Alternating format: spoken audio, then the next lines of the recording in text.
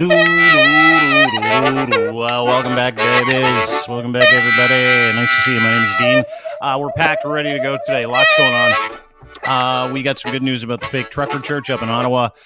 We've got a couple of other housekeeping items, including Trump's guy, Mr. Weisselberg, turned state's evidence. That'll be a lot of fun to talk about today.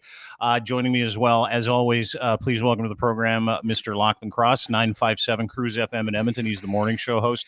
And I brought a special guy today. I brought a special guy for a special occasion. It is, without question, one of our biggest podcasts in the DeanBlundell.com network. He is the biggest YouTube podcaster we have. He is one of my favorite follows. He's one of my favorite people. He and I have diametrically opposing opinions until it comes to the stupidity of the world, and then we're fucking right there together. He also protected the President of the United States as a honored Secret Service agent for 8 years. Please welcome, from the Silver Spear podcast at DeanBlundell.com, YouTube, Mr. John Guarnieri, ladies and gentlemen. Johnny's back. What's up? You rock star, you. Look at you. How are you? You still get the private security force? You still teaching? You still sending people all over the place to help keep other people secure? What's up with Silver Spear? Let's start there first. So basically, I do all the Shinedown stuff. So I just got done with the Canada tour, which is amazing. Mm-hmm. We'll talk more about how the impact of music and stuff up there. I still think Canada is probably 8 months behind the ball there in terms of some of the stuff they do for events. So I do all that, and then I flew home. I joined some of my teammates who are running the Motley Crue Def Leppard Stadium tour, did some shows at Fenway Park. That tour is amazing. And then as I get ready, I go back out to Shinedown for 4 months. And then a couple of months we spent in Europe to end the year. And then next year, Shinedown, Nickleback, Motley Crue, very busy on the security front. And then all the events we do, all the cruises, all the red carpet award show stuff. It's amazing. It's glad to see people out and about. You do all those rock cruises too? You do? Yeah. Do you? See, now, can I ask you, have you been on one of those? Have you been on a rock cruise? Have you been? Yeah. Oh, dude, they're the best. I mean, here's the thing. Yeah, the bands are. I do the classic rock cruise, Rock Legends cruise. I'm always doing security for like Styx or Roger Daughtry, Deep Purple. So always like the top headliner bands. And then you have the other bands out there like Nazareth, April Wine, Honeymoon Suite, those type of bands. And the bands are always great. It's some of the people that can't let go of, hey, don't put on the skinny jeans anymore, or that crop top should be a full top.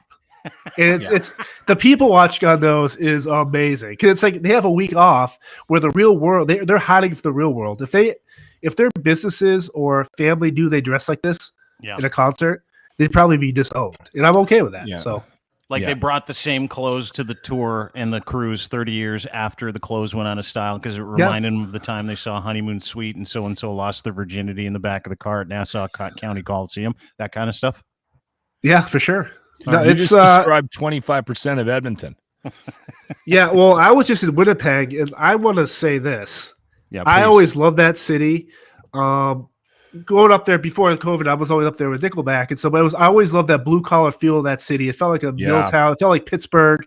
It's really, but we were up there. We had 2 days off, and we're normally like, okay, we know our favorite restaurants, our sushi place, this little pub, these comic book stores, all the stuff we normally do. And it was a ghost town on a Thursday or Friday night. And the homeless people were everywhere. I mean, we saw guys yelling at weeds on the sidewalk. There were a pair of panties in the tree limbs.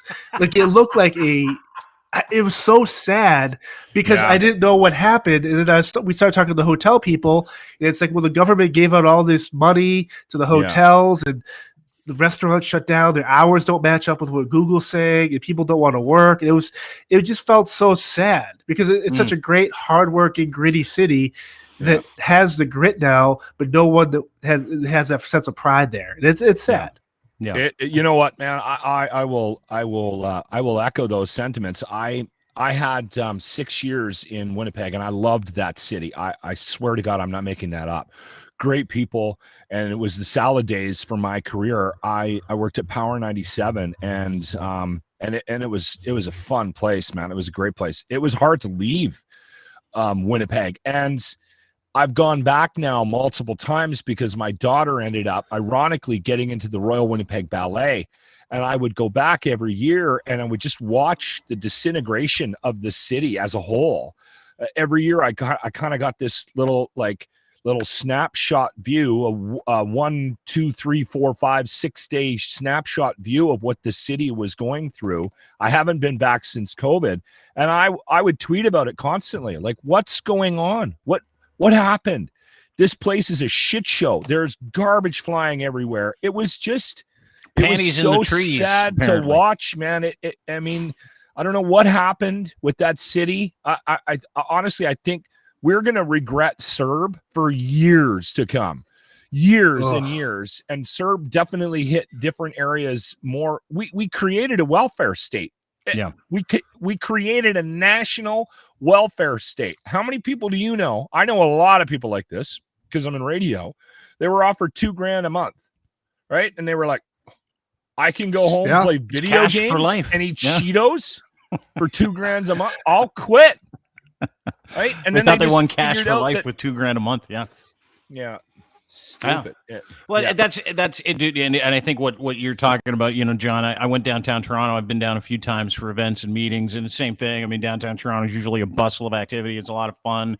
Even going into the city was a pain in the ass. It's not a pain in the ass going into the city. And once you get down there, you literally realize that we've never been through this time in our lives. Like, it's the handouts. It's the fact that a lot of people took the last 2 years to go, fuck, I hated my life pre-pandemic. I'm going back to school. I'm going to go get a different job.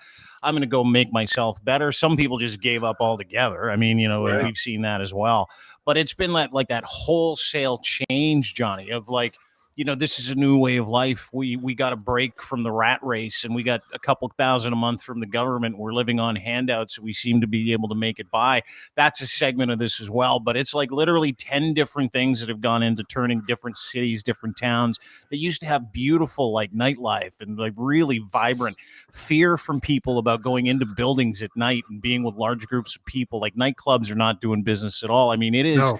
It's a systemic issue, and kind of points out, some of the things that we're going to talk about today. Kind of points like towards the idea that, hey, fuck, this is a different existence now. This is not, this is not going to resemble going forward anything like we thought it was, Johnny. And I really get that impression when I go out, when I talk to people. The way things are done, processes are very different. But generally speaking, no one's excited to go out.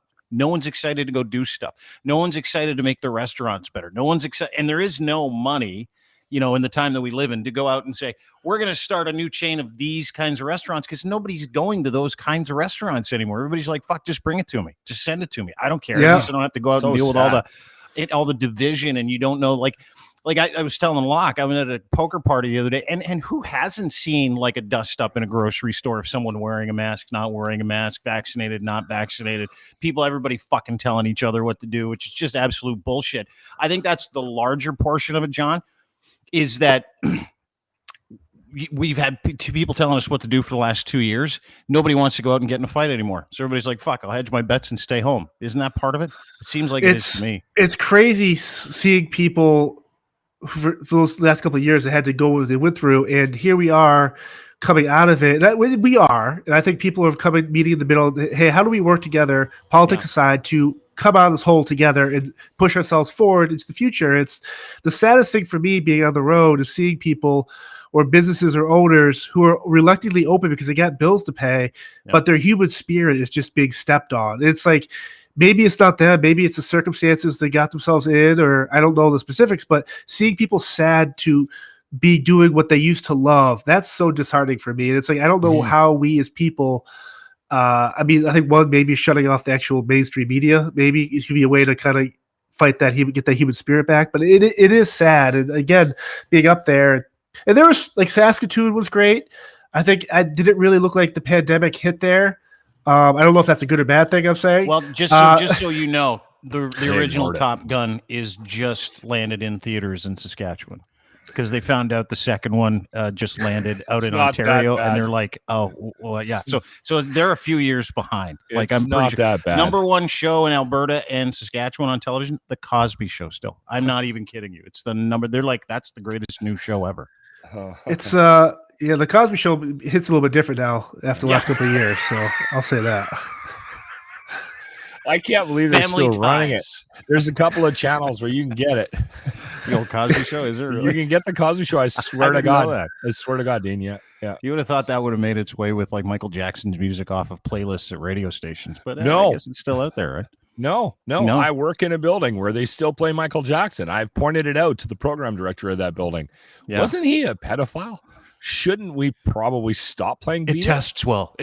Just relax. And that's It's always one of those things where it's like He can pedophilia dance. or like a really good rock song. Like, where are we? Like, let's meet in the middle here. Play half of bad into a service announcement saying, hey, don't touch kids. Yeah. I mean, that's the way it should be. Yeah, maybe every Michael Jackson tune on the radio should come with a disclaimer. Before we play this song, we know it's a jam. Everybody likes Billie Jean, but don't touch kids. Here's Billie Jean. It is crazy, though, when you look at all that stuff, but then you look at the R. Kelly and some of the high profile, maybe Kevin Spacey or some of this other that stuff that kind of happened. It's like, was Michael Jackson really innocent, or did he have lawyers that were so good that this stuff actually never got out into like the actual, hey, people are going to prison here? Great question. Michael Jackson never got, yes, stuff was brought up and TV shows were done, but you never actually saw, it never got to the R. Kelly level of in prison, locked up. Like, it's weird to me. It's You're bizarre. right. Yeah. Yeah, it is. It is to me too. It's bizarre when you think about it because like it's like certain people got passes, right? And like watching what R. Kelly's going through now is like schadenfreude to me. Everything I see and hear about him is like, oh my God, you guys turned a blind eye to this for like 35 years. This guy ruined so many lives. Well, and R. Kelly's music we bring isn't this anywhere. up all the time, John. We bring this up all the time. Like, I'm confused. Is Trump a criminal? Why isn't he in jail? OJ went golfing this morning. Bill Cosby ordered skip the dishes from Dunkin' Donuts and probably fed the pigeons in the park. Like, right? seriously, Like, he's as free as it is. it doesn't make any sense. Yeah. I mean, I still live in a world where if you do something awful, you have to pay some sort of penalty for it. That doesn't seem to be the case in the United States. It seems to be if you have enough fucking money and you can dance, there's a good chance you're going to get away with it. Well, let me ask you guys this, because we were up there when the news broke that the CEO, I guess, of Timmy Hortons was arrested for having possible child minor stuff on his laptop. And a bunch of us were thinking, it's like, are you able as a consumer to separate a shitty CEO, like almost like Subway when Jared got caught, and obviously he's in jail for what he did. Have you gone to, I haven't gone to Subway since, or do people like you got, are we like, do we have to avoid those places, or do we not associate, put those people connected with them? Great question. This dude, we talked about this at the end of the show yesterday, and it was like a heartfelt thing because I have that hard cut in my mind. You know how you're like, I'm never going to go to fucking Subway again because they knew Jared was a pedophile and he was. But it's not the business owners. The people making sandwiches, that mom and pa that owns that store didn't know about Jared because Jared was a face of a franchise for a split second. By Subway. Yeah, it wasn't.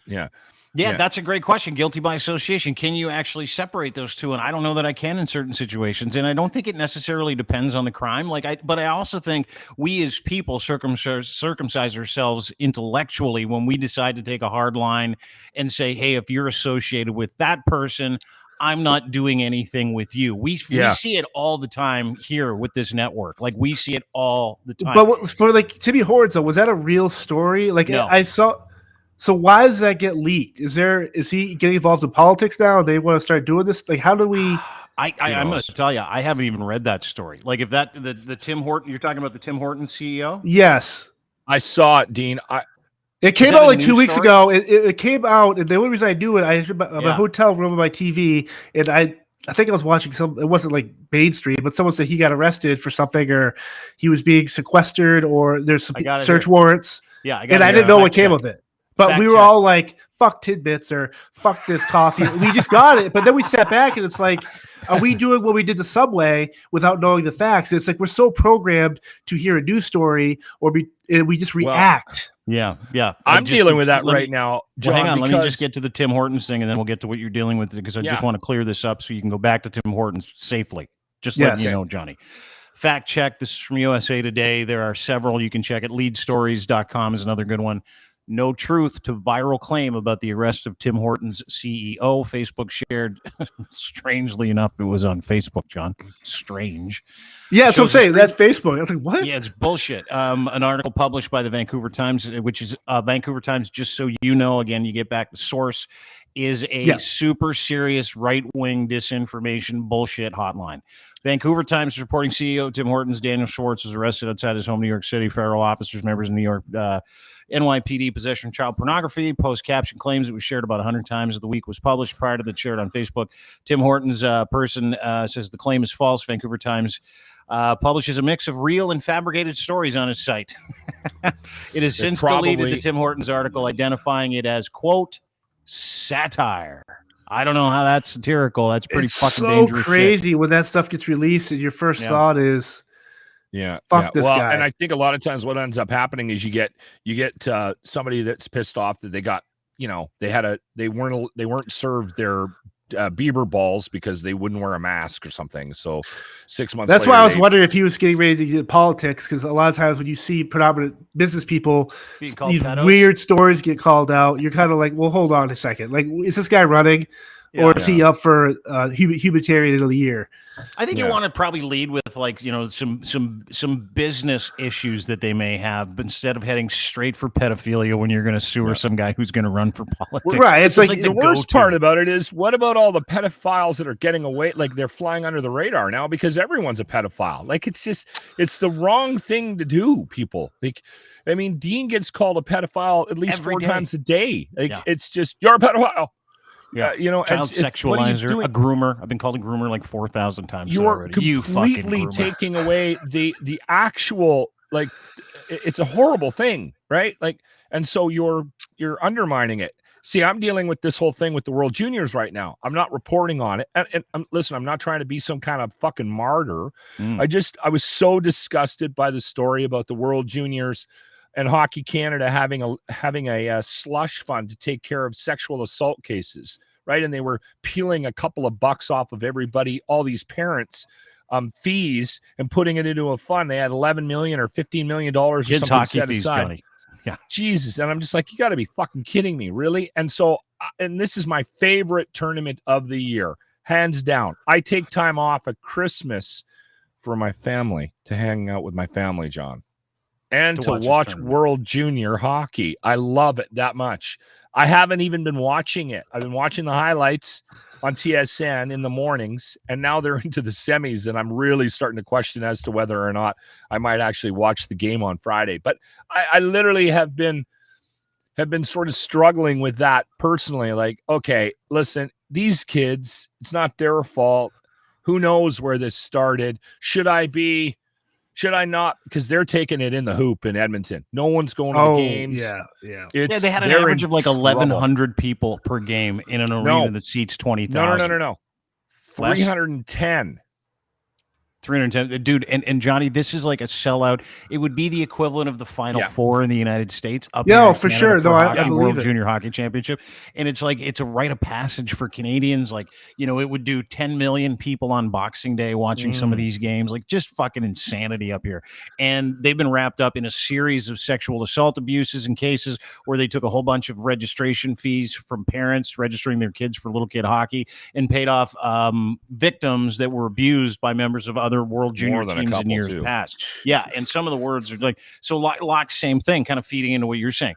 Like, can you separate yourself from the fact that these kids that are playing now didn't do any of the things that this organization has sanctioned by being skeevy and taking money from kids' hockey registrations, enabling a culture that we know already sucks. Yeah, I mean, if you live in Canada, you know that the hockey culture is not a healthy one. Yeah. And they needed a kick in the ass like this, definitely. And everyone's still shocked that they set aside a fund. Well, boys will be boys. So let's make sure we have enough money in the coffers to take care of the young ladies that they abuse when they travel across the country and around the world. Like, it's just awful. It's interesting when people are proactive in the sense of being proactive in the way to fight. When there's cases or stuff as does happen, we're going to pay off people and settle stuff. But go to the root of the problem and be proactive, and don't put those people in there that are harboring these type of thinking and ways of thought. It just seems so weird. It's so easy to throw money at something. Like, you guys went through the Indigenous peoples being buried under the schools and stuff. Mm-hmm. And I met someone in Edmonton, which is so when we're doing all these shows in these areas of Canada, the Shinedown guys would figure out what the local tribe or indigenous people were, and they would talk to them, and they'd figure out on stage their sayings in their language, whether it's hello, thank you, or whatever, and they'd give a little speech about a moment of silence for the people that lost their lives. Were associated with these tribes, and talking with some of these people, some of the people that work the venues who were obviously affected by it.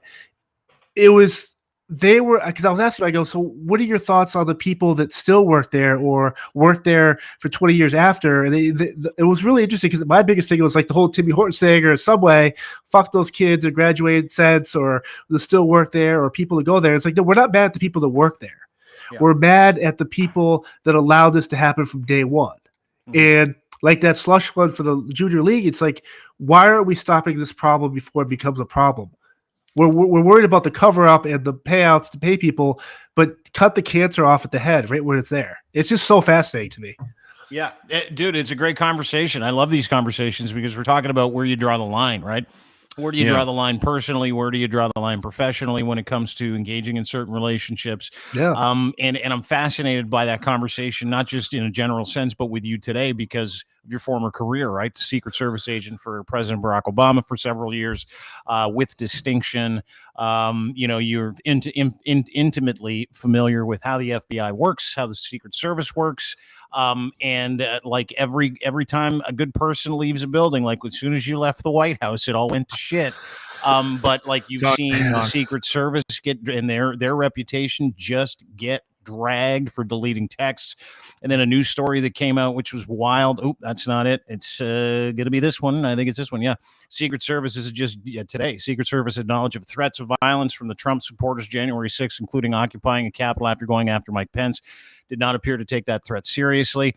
Like when we've had you on to talk about your former career, you've been very nonpartisan. You've been very, very professional. You've always been respectful. What is your take on everything? We can get to each individual thing, like threats to the FBI. I want to get to that. I want to get to but maybe we just start with the Secret Service because the image. This is your career, and you the see image, the, of the FBI. reputation, the threats, serving with distinction, and now seeing this. Like, how are you processing this? God, I try not to watch the news. It's interesting. Like when stuff would break. So I know I've talked about this before in your podcast. I was there when the whole thing in Cartagena happened with the Colombia not paying a prostitute $18 and that whole thing blew up. People got fired. People got moved around. So when that type of scandal breaks, any type of scandal, no matter what law enforcement branch you're in, law enforcement, it's a wide net. So FBI, Secret Service, local police, state police, whoever it is, anytime there's a movement or a story that breaks, you feel for the people, the men and women that do that job who are trying to do their job. And people that represent that brand and that company, that law agency will do things that sometimes tarnish that. And we always joke, or not joke, but we always say that like when the whole George Floyd thing happened, I was so upset and mad, not because they killed an unarmed man, but the fact that it put a target on the men and women who are doing their job as best they can.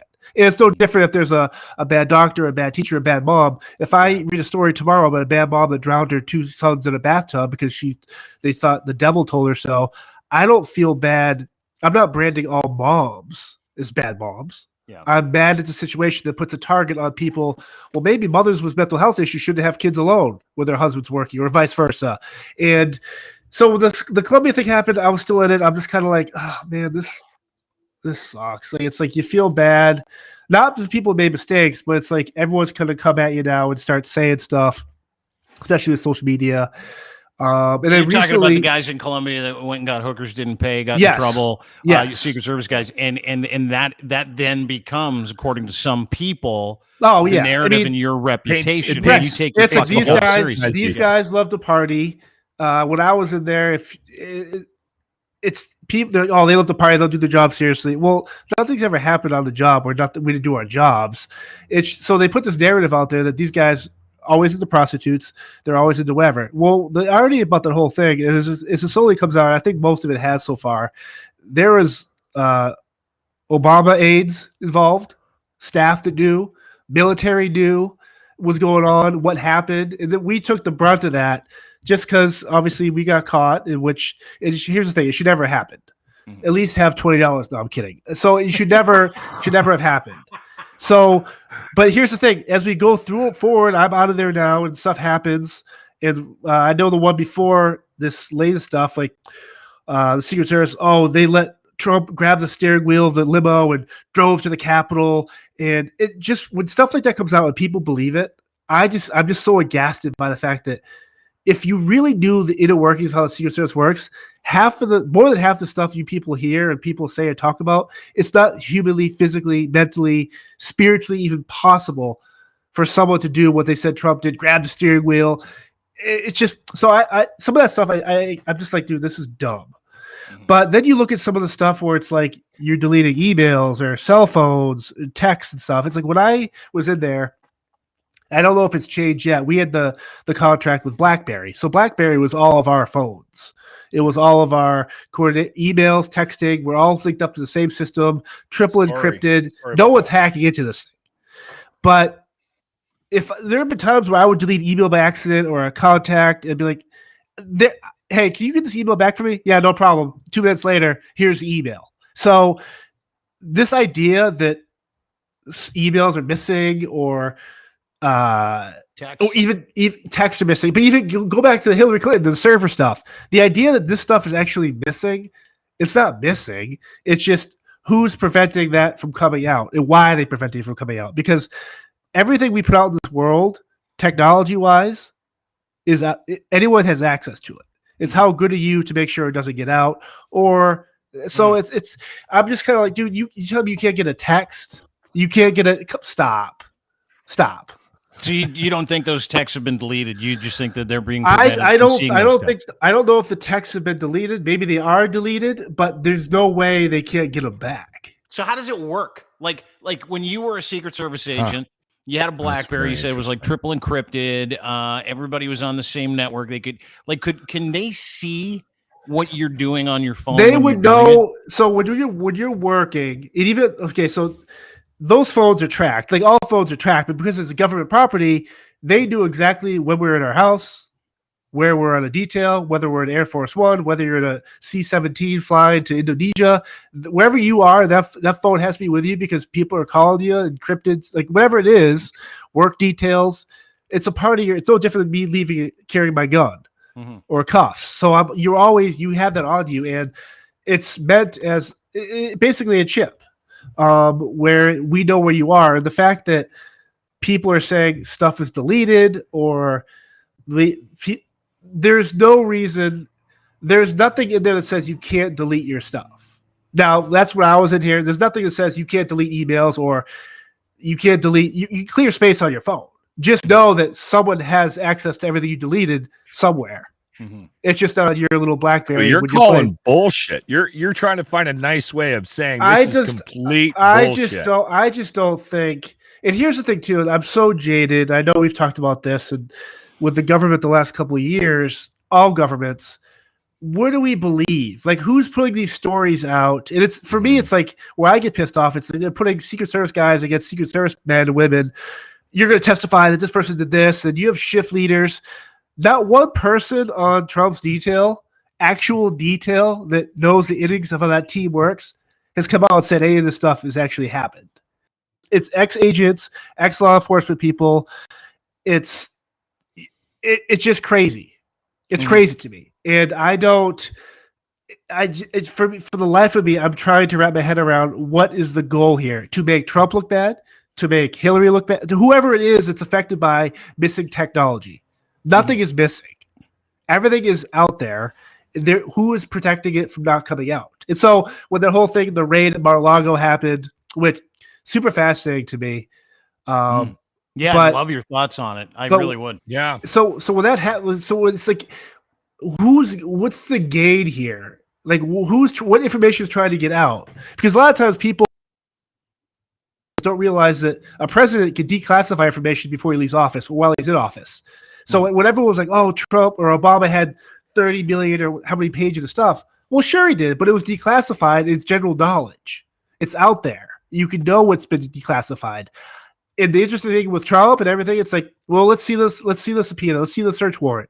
There's a reason why they're not letting that get out public yet, because they're going to be like, well, why were you searching that place? And this just unsealed it prior to us going on. The judge just said, you know what, we're going to unseal it, and his words were, and I have it here.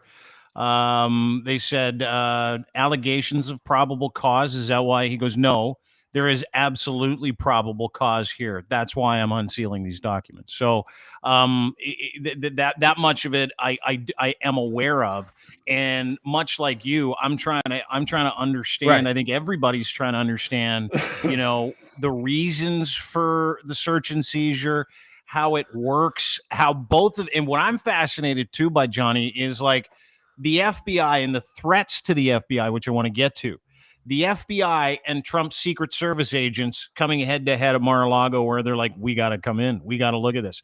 Like when you think about what that might have looked like as a former agent and someone who protected a president for as long as you did, what is like, is it beyond the realm of your understanding to see these two things going head to head, or how does that work? What's interesting, like in my head, we all, like a bunch of my friends are still there in both organizations, and some friends at DEA and ATF, and we were just like, talk to any of them? Did you go, hey guys, give me this? Yeah, I mean, they know, and I never put the stuff over text with them. Yeah. So, pay phones and call me back at 5. No, and so we are.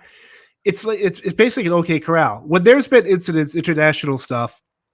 I've been on some details where the local country government gets involved, the military, the police, our people, our liaisons, our private contractors. There are standoffs because people don't know, people weren't listening, people don't know what's actually happening, and people kind of get jumpy. It always gets evened out because those situations are always a miscommunication, or people just aren't communicating themselves. Mm-hmm. But with this situation, when you have a duty to protect your client, your goal is to protect any president still alive still has Secret Service protection, and so your duty is to protect them. And I think they actually, with Obama, they did it where it's only 8 years after, just for taxpayers aren't paying the rest of their lives. So I think George Senior was the last one, and your thought, because here's the thing. This is your place. If someone came into your house, hey Dean or Lachlan, I'm coming to kick down your door, and your family's there, or you're a kid, and Lachlan, they're coming for your kid. You're like, you're not coming in here. Let me see the warrant. So it's that type of thing where you're kind of like, well, let's see this. Like, what are you here for? Because this has never happened.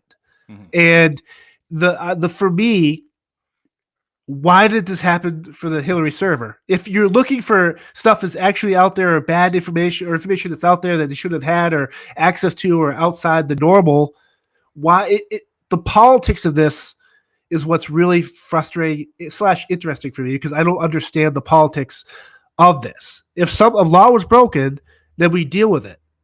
It's just, there's so much stuff gets thrown at the dartboard for Trump. Yeah. None of it's ever stuck. It's for me, it just seems like one side is always going. It's the same thing when Hillary was running, or server, we're going to hammer. It's like it's always one side just trying to make all this stuff work. And you look at the Steele dossier or all this stuff, it was all bullshit. But what if this is really an issue? Now the problem is you've been lying so much, FBI, with all your witnesses and all this crazy shit. Now if people are supposed to believe you, and I think that's, for me, especially the law enforcement community, where it's like, hold on a second, guys. We all know a lot of men and women who work really hard in the FBI, some awesome, badass, kick-ass, amazing people, yet you're getting painted in a bad picture now, like the Secret Service sometimes is, because everything you've done to this point, the last couple of cases, has been all bullshit. Your witnesses have sucked, your testimonies have been garbage, all this stuff turned out to be garbage. So where are we supposed to be as citizens who should have access and know what the hell's going on supposed to believe? And that's for that's kind of a nutshell for me. I have a question. I get what you're saying, that the politics of this is sort of a mind melt. But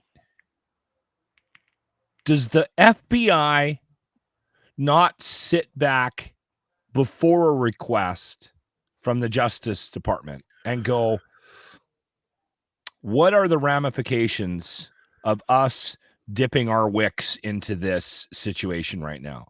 If we inject ourselves into this and it's not warranted, what's the blowback? And isn't it safe to say that there are people that are smart enough in the FBI to remove themselves from what you're suggesting might be a political situation and say, all right, there might be a better avenue to get your hands on whatever you're concerned about at Mar-A-Lago, and we're gonna take a back seat on this because it's just not a good. That's where I have a problem with the FBI being involved in this. And yes. Again, I understand what you're saying, because I even said it on a podcast last week, because every time something happens to Trump, we have a couple of people on this network that go, that's it, he's going to jail. All right, plan the party. We're doing a Trump's going to jail party. Dean does it, Linz does it, and I keep saying, guys, he keeps squirming his way out of this. Not only that, from the way I'm seeing him presenting this on his side, he's going to use this as a launching pad to announce his candidacy for the next election. And there are people down there that believe that he might actually get elected on this alone. So how do you guys keep thinking that this is, anyway, I don't want to get sidetracked. I just refuse to believe that there isn't somebody smart enough in the FBI to go, yeah, no, no. Well, send the local cops. It's interesting because Trump, I think, appointed the FBI guy. And so the guy that's making the call, sure, yeah, for sure. It's like you do that. You bring up a lot of good points. Like, what's the goal of the FBI here? To crack this story of something that might have happened or did happen? No one knows the facts. Here's the thing: no one knows who has what, and so it's especially after the last couple of years, where the whole defund the police and law enforcement, and now it's interesting where it's. It's just so frustrating because when you see people in law enforcement go at each other, and I'm not saying like guns out, fist fight. This isn't end of the day, everyone's going to help each other out. But if people I know in the comments like, oh my God, John's a Q guy. You could be further from the fucking truth. The thing is, I'm looking at this because I live this life. I've been this life. No one in these comments has any idea what even experiences I had in terms of being in this political forum. And so I come off as protective of my agency and the people I work for in this role.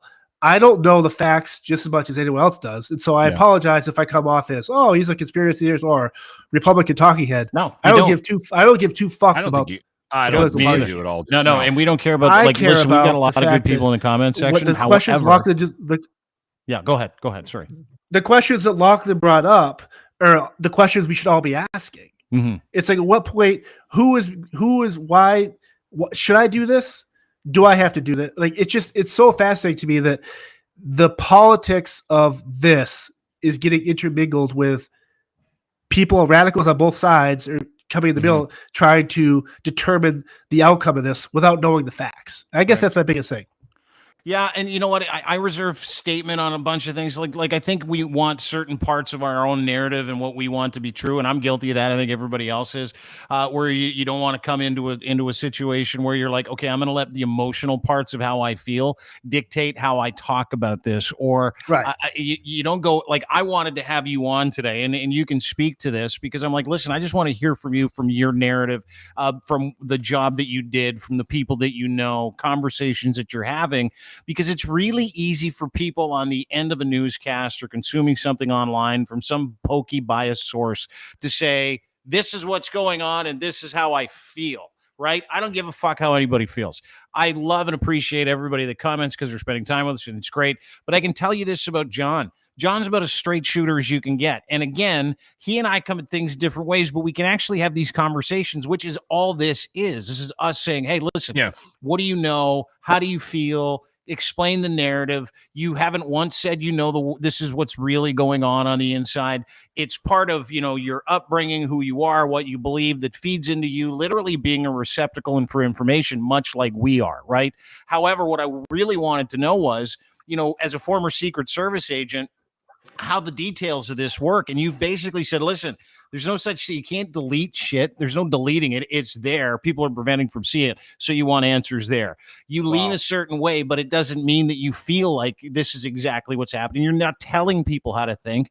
You're saying, this is how I feel. And I feel the same way. I'm like, I'm in the middle of no man's land. I absolutely, because I loathe the man, would love to see him go to jail. But that's the entertainment side of this conversation too, right? Where I advocate for the greater good. I didn't see him do any of it. I didn't see Donald Trump do anything for the greater good. It seemed like it was all about himself. And so to that narrative, you know, if indeed it comes out, John, and we find out that Trump, because they're going to unseal some stuff today, and we're going to find out what the affidavit was all about, what made them want to go in and look at it, what may or may not have been on certain parts of that surveillance tape. So let me just lob this one down Main Street, and you can go ahead and turn on it, hit it out of the park. A little baseball analogy, America's pastime, John. You're welcome.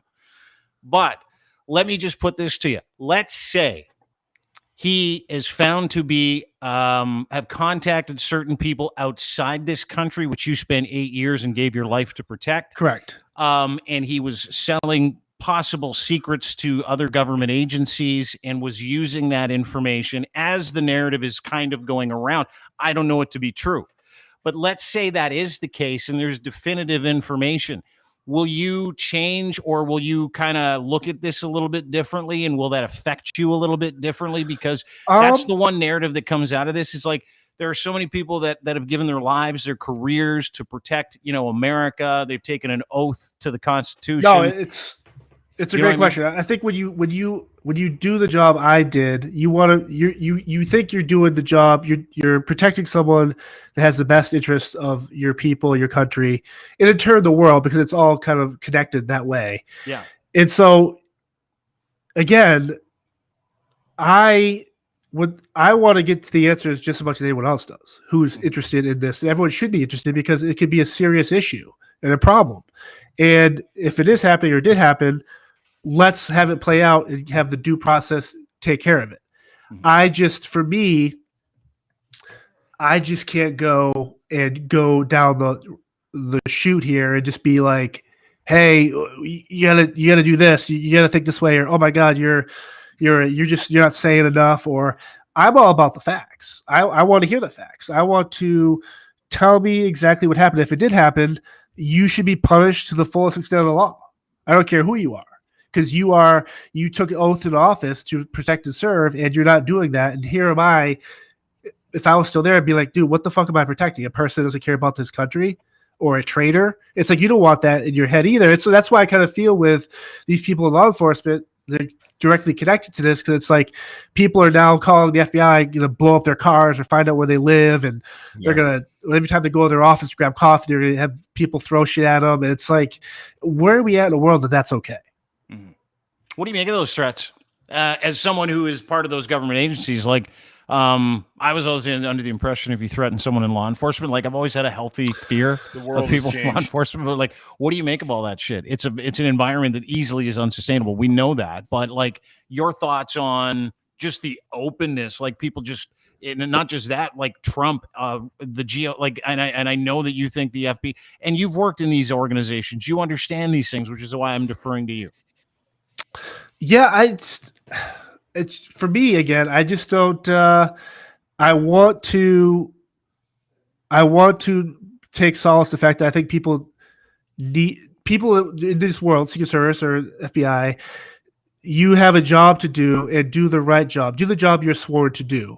And if stuff comes out and you feel you can't work in that environment, then don't work in that environment. I don't think people should be forced to. It's heartbreaking for me when stuff comes out, whether it's agency stuff, whatever, and people made the mistakes or broke the law and those stuff, how the ripple effect it has on those people that love the job they do. And it's sad if people in power do stuff that might cause people to rethink what they do for a life or career. And it's tough. And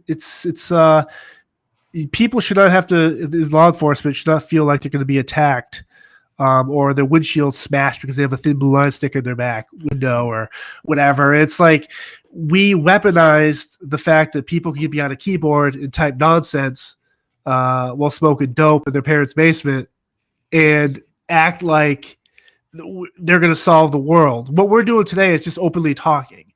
And if again, for the people in law enforcement that want to be law enforcement, I'm sorry you live in a world where you get weaponized on either side to push an agenda. And it goes back to Lachlan's question. It's like, at what point is one agency going to go to another agency? Man, why are we doing this? Are you making us look like the bad guy? Because now we are made, because half the country, the fucking Q freaks, are throwing rocks at FBI agents, targeting them and saying, we're going to kill these ATF people. It's like, well, how could you kill or want to kill FBI people, yet say you stand for the troops or march for the cops? Like, you can't have it both ways. Those some of these radical people are just so fucking crazy. I think part of the bigger issue too, on both sides. I think part of the bigger issue that we're dealing with right now is, and I can see it in your frustration and trying to explain where you're coming from, John, is we focus so much time and energy, and I get caught up in this every once in a while as well, time and energy on motive. Like, why are they doing that? Instead of focusing on the facts. And I think that's probably part of the reason why there's been a disintegration of the support that we should have for institutions that deliver the news as well. Because we turn on CNN, we turn on Fox News, and we get rhetoric now. We don't get somebody delivering news or facts. Everything comes with this tinge of cultural rhetoric. Yeah. And I think that's part of the radicalization that we're going through as well. It's interesting to meet people from different mindsets politically, and everyone is of the same sort of belief structure that we're in fucking trouble because of mainstream media. Right? Like, and again, I feel for you. One thing I will ask, because I had a opinion about why the director of the FBI spoke, because that was pretty radical too. So we're dealing with some radical things that have happened in the last couple of weeks revolving around this whole Trump situation that you guys deal with. It's insane for us to watch this. And we got versions of our own political issues, but nothing compares to what you guys are going through in the States. But Garland steps up and he's doing a press conference. He does a 3-minute speech, and that just doesn't happen.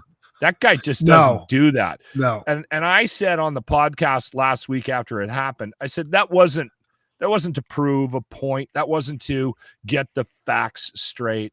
I said, and I could be wrong, and maybe you have a better insight on it, but I said that was, he did that for his staff. He stepped up in front of a mic on CNN and every national news carrier in the country. He said, give it to me. I'm the guy. Yeah. Yeah, he said what he said, not for the American people, not for one side of the political spectrum or the other side. He did that for the people that work for the FBI, and that was my thought behind it. I'm not sure if you're talking about it was like 3 questions, right? And I think that was the AG though that signed off on the warrant. Yeah. Or someone that was, I don't know if that was FBI. I don't know if that Merrick was Garland. Chris Wray is the head of the FBI, who's a Trump guy or a Trump appointee. Yes. You're talking about Merrick Garland. The Attorney General. Sorry. Yes. Yes. But I think he did that for the FBI, for the people that work for the Justice Department and whatnot, right? Do you agree? Yes. Here's the thing. It's like, if you have kids and your kid calls 911 as a prank or vandalizes something, and the police come to whoever comes to your house and talks to you, you're going to stand up for your kids and say, hey, you know what? This is my son or daughter. They messed up. Do what you got to do. I'm going to punish them. And so every time there's an issue, whether it's good or bad, the face of that company and the leadership needs to make a comment or should make a comment or at least deflect the bullets, whether good or bad, because there's only so much you can take. When the people just bat you down was like, oh, he sucks, his team sucks, he sucks, trade this player. Well, it's always the GM or the owner. The next press conference will be like, hey, we got to make changes, or they're always making that comment that's next. And so it is interesting that someone like the AG or these agency types are starting to be more public about it, answering specific questions, when normally 9 times out of 10 it's like, hey, speak to the spokesperson, and it's already a self-answered question. It's typed out. So maybe we're at a turning point where people want to get together, and you know what? Sorry it's taken this far, but we should all be on the same page here, no matter what our backgrounds are, and we'll get to the bottom of this because it shouldn't happen. This type of stuff should not happen. And I'm not saying it again, people assume I'm coming at it as, hey, if it did happen, let's make sure it never happens again. I don't want to have a slush fund for every time a president or someone makes a mistake with hush money like the hockey teams up in Canada. Hey, let's get to the root of it. Do you look back on your time with Obama and go, fuck, that was so boring? Yeah, I mean, there was stuff too. I mean, remember when Hillary called you a cunt? Yeah. Yeah, that was Hillary. Maya Angelou's funeral. But ridiculous. True story. But true story. I remember when Obama did like the whole healthcare summit stuff, and that for the whole year or so, it felt like forever.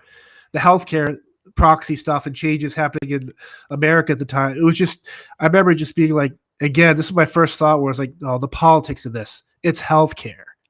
Now, one side can be great, one side can be bad, but let's meet in the middle and make this work for everyone. And so that was the first time for me. I was kind of like, God, and it's like, it's bad. And I always say, people are like, well, how was he? It's like, dude, the guy was great. And I think no matter what side you're on, the media and that job will wear on you. You'll age rapidly, and you will get stuff slung at you that doesn't even make sense. Maybe some of it's warranted. Maybe some of it actually did happen. You deserve that type of comeuppance.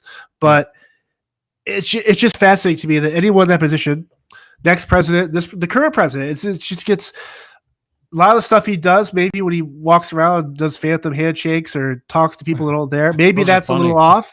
But a lot of times you hear and see now, you're kind of like, it's like, dude, he's not going up. I don't think he's going out of his way to be anti-America. He's not going out of his way to sabotage. It's just fascinating to me when people put this stuff out there. It's like, you can have your personal opinions when you laugh with your friends about, oh, he's talking to ghosts or he crapped his pants, but it's like, man, it's just sad to me because it's like we are. I don't know. The last 2 years, man, it just burned me out from all of it.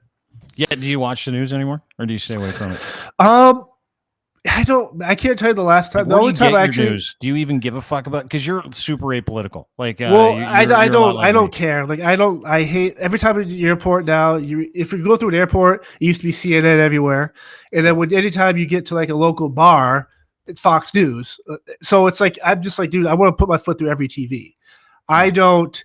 There are certain people on political spectrums I listen to, not necessarily because I believe what they're saying, but I love people like you like. Here's the thing: I am conservative in my thinking, but I also have a lot of liberal views. When people are like, John, you must hate Bill Maher. No, I love him because even before the pandemic, when he was super, super left leaning, I get a lot of stuff he's doing to get people thinking, and he was just get reaction, right? Sound bites.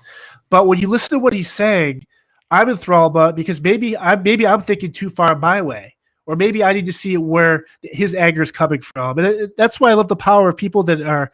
I might not agree with what you're saying, but if you are a good talker and you can make your point, maybe I kind of want to listen to you. I want to listen to hear what you're saying. That's why I love people like Bill Maher or Greg Goffred from the conservative side. Just people that are good talking and can hit you with facts. They can just talk to you. And I think that's where we kind of lost sight of shit. Yeah, we kind of retreated to our own sides, right? According to our cultural upbringing or information that we thought was right or wrong, and we don't challenge our belief system, which is really why I wanted to have you on today. Because, like, A, you know what goes on in the inside, but B, you also understand that these conversations have to happen where we all sit around and we go, okay, you believe what you believe, I believe what I believe. Let's go looking for facts together. How about that? Instead of you telling me that I'm wrong and you can find the information you want me to believe over here and me doing the same to you at a dinner party where you're like, I'm uncomfortable. I'm going to leave because these people are cultural nightmares to me. Do you know what I mean? Yeah. And I think part of the reason why I've done a podcast before where we've got I hate talking about politics, but when we talk about this, we're just talking about our feelings and thoughts in real time. And other times people will be like, well, you're not saying what you're saying because you're conservative. Or I go, no, I'm saying what I'm saying because I was taught don't say anything if you don't know 100% truth. Mm-hmm. And so I always, I just, for me, when people say fuck Trump, or put a bumper sticker on, say fuck Trump, or lock up Hillary. It's like, well, why? What came, like, these people and some of my friends and stuff, like, well, fuck Hillary, all this shit. I'm like, I get it. She'd call me a cunt. I have a reason to hate this witch. But I also know that, hey, maybe you guys are part of the problem here. And so we're in interesting times for sure. Yeah. And it's sad that the normal Joe Schmoes like you and I and all of us that are listening have to be weaponized against each other to push a thought or whatever. It's unfortunate. We're slowly coming out of it, though. We're slowly coming out of it, and I think we even touched on that. Okay, so we talked, but this interesting thing when I was in Canada, a lot of fuck Trudeau stuff, or a lot of stuff we would hear with Trump or Biden now on some sides, where it's like, well, okay, cool, you have a flag of Trudeau and blackface waving at the show. Why? Where do you buy that? Because it's haunting. But where are you? Just when you say you hate someone, why do you hate them? That's my problem. That doesn't fit on the flag, John. I hate Biden. Fit all that stuff on a flag. Why? It's hard. It's hard to get it. Right. No, but dude, it's up here too. Like you were saying that when you came up here to tour with Shinedown, John Guarnieri joins us. Spear Talk is the name of his podcast, by the way. It's excellent. Former Secret Service detail to Obama. And he's got his own podcast called Spear Talk, which is absolutely bangers. If you haven't had a chance to listen to it, please do. I would encourage everybody to subscribe it, download it, wherever you get your podcast. But you were saying when you came up here, you had people asking you why the fuck you work with us. Like you'd go on tour. Yeah, it's so which is I found unbelievable. It's like that you came up here to do a tour with a band that you work with, in rock stadium shows. People are like, "You work with Blundell," and I'm like, I find that fucking fascinating. Well, yeah, because we do these shows where it's like Live Nation or people that know what I do and obviously aware of the podcast, and they're like, "What's that like?" It'd be either like, "Oh wow, that's cool. You work with Dean. Like I never would have pictured you," or "How the fuck do you stand that guy?" And I'm like, well, hold on a second. Dean's my friend. Dean and I think we're very opposite. A lot of talking points here, but we can be in the middle and civilly do what we do here and be really good friends. And I think again, people assume the assumption of mother is the mother of all fuck ups when it comes to people assuming Dean thinks one way, I think one way. How could they work together? And when people would be like, or when I would share something on Twitter or whatever, that sounds so fucking stupid saying that. People would message me saying, "How the fuck could you withstand Dean? Dean's anti-vax, or he's pro-vax. He's pro. Like I'm not going to watch your podcast." Well, Margaret Giraffe 62 with 6 followers and a fucking hoven feet. I don't give a fuck. No one is ever going to tell me who to be friends with. If my friend was a piece of shit, racist, homophobe, fucking all this, he's not gonna be my friend. But just because I think differently than my friends doesn't mean we can't be friends because you have an issue with it. Mm-hmm. And I was like, as soon as I heard that with some of these people, and they heard my answer, and they were like, I was like, you know what? Maybe we're doing something right. Mm-hmm. Maybe we are slowly changing people, and that's what I was saying. Man, yeah. It's interesting. It's so interesting. We're coming around a bit. I think we are, and I think we're coming around just based on some of the conversations we've been able to have on this podcast. Not that this is, a litmus test for what's happening in society, but I just know, just seeing what we're going through personally, and some of the guests that we're bringing on, and where the conversations go sometime, and the things that we're struggling with, I think it might be an indication, and the feedback we get from the audience as well. I think that's a good sort of idea of where we're going. And I know Dean's struggling with some of the relationships that he's lost over the last couple of years. And I know I've had questions about, some of the people that I've lost touch with based on their viewpoints. So we are, and Dean, like a year ago, was like, "That's it. We're never putting another fucking politician on this podcast again." Well, and then the last couple of months, we've eased that up a bit, and we're bringing people back. I don't care what side of the fucking fence they are. We had a mayor on yesterday. Yeah, she was getting out of politics, and she called them all losers yesterday. So I fucking took a flyer on her. I'm like, yeah, I'll have you on. You're fucking awesome. Like I said, but back to what Lachlan's point is, and back to your point, you're not an asshole about it, right? I'm not an asshole about it. I'm an asshole to people that are an asshole about it. And when no, it's different. It's very different. Like I had someone from the hyper left at Sunshiny literally ripped me a new one for about 10 hours the other day. It was like on and on and on. It was like, and she called me the Alex Jones of the left. And I'm like, you got to be fucking kidding me. Now I'm like, I'm not even interested in playing. And I'm not interested in talking to her. I'm not interested in conversing with her. She didn't have nothing good to say. So I just strung her along. I'm like, really? Tell me more. I'd love to hear more about how I'm the Alex Jones of the left. That's the best. But to your point, like John, you and I have had conversations about this. I respect your opinion on whether or not you have your vaccination status, your masks, don't care. I traditionally have cared about masks. Now I'm at the point where I'm like, hang on, here's where I'm at, is that if you were an asshole, super selfish asshole at any point in time during the last 2 years, and I can see it in the receipts of how you behaved, meaning if you were telling children not to get vaccinated, if you were passing on information about how the devil will cut your dick off if you get vaccinated, if you willingly went into a dollar store and coughed on people during the pandemic, that kind of shit, you absolutely have my attention, as does Sunshiny, who seems to think everybody should be prevented from seeing everything all the fucking time. And I don't fucking play that stuff. I can't stand it. We've got vaccines. I get where I'm at. I'm super vaccinated. I'm comfortable going into a store without a mask and standing up for everybody's right who doesn't want to wear one, who's in the same boat. Don't care. I don't care about mandates. What I care about now is the inability that we have, and this is me too. I put myself in the same fucking category. The inability that we have to be able to have a conversation with somebody about where they come from and why they sit where they sit. And I will not have that conversation, much like Justin Trudeau decided he's not going to come out of, his house in Ottawa. He's not going to come out to interview assholes who decide to be assholes for the sake of being assholes. Those people have my full attention. What's that? I still think he should have. Get off my lawn.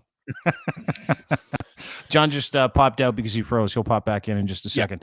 But that's where I commented from now. And like I said the other day, what was true yesterday might not be true today. And I think a lot of people on both sides of the equation are going like this. Well, here's the deal. I'm still super masky, super mandatey, or I'm not masky or not mandatey, and I'm going to continue to be an asshole about it, even though there are no mandates and there is no argument to have and there is no discussion because we ain't fucking going back. That part I get. I'm able to make those decisions on my own, right? I didn't need the government to tell me to mask. I didn't need the government to tell me to lock down. I'm still careful about where I go. I still won't go into mass groups without a mask. It's just how I feel. Yeah. But if you don't want to wear one, and it's totally fucking up to you, I have the ability to choose what I do in those situations. Whereas we've got a group of people on both sides saying, we need to choose for you. And that's when you can fuck off. Yeah.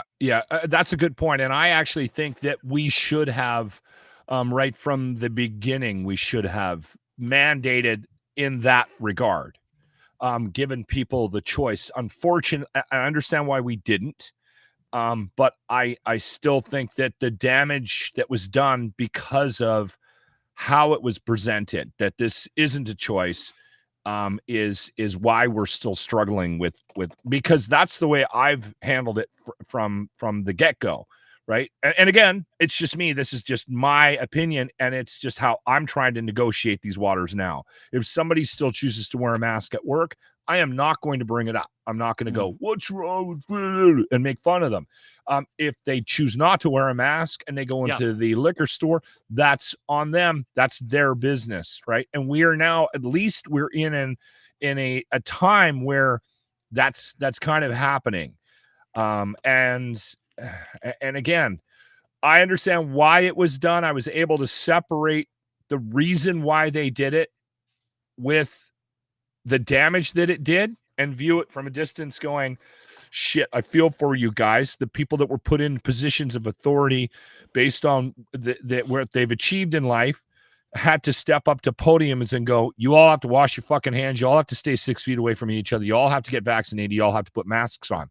And they knew full well that that was not going to be viewed favorably from a good chunk of the population. Right. But they didn't have any other solutions. Right. And then look at what it's done.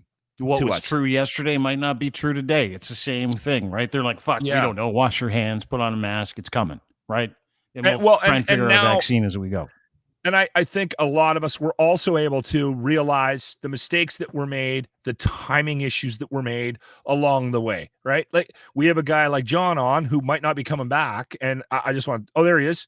We have a guy like John on, and John is looking at what we're doing here in Canada and going, you guys are 8 months behind. And you know what? We might be 8 months behind based on how this thing has developed. It's and that's his view. I'm kind of with him on that as well, where I'm like, you know what? Are we at a point where we should be still hanging on to a couple of these things, or should we have let them go maybe 4 or 5 months ago? Right? Like, can we take the training wheels off of people's intellect?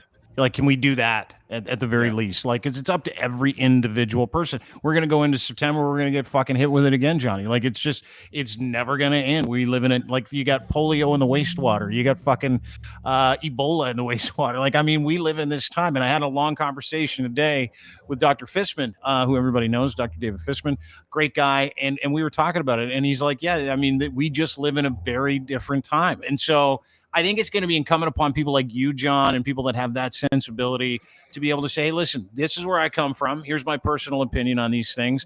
It's definitely not worth us kicking the shit out of each other. But I focus all of that negative attention and that comes from the confusion that we live in on the people on both ends of the extreme. I could give two fucks about those people at this point. I think they're the entire problem, right? I agree. What's interesting for me when I got up there, so we did some stuff up in like Montreal, Quebec area, and we walked into like a cafe and grabbed a coffee, and the old stay 6 feet apart still stickers on the floor were there. I just assumed, which again my fault, that hey, this is like being in St. Louis, like no one gives a fuck about this anymore. Well, I was right behind this woman, and she looked behind me, and she didn't have a mask on, but she goes, "Hey, I want my space." I'm like, "Oh yeah, no problem." But then I'm looking at her. And as I realized, holy shit, she's still maintaining this 6 feet of space. And I was like, what? I was like, so, like, how are we so, like, what's going on right now?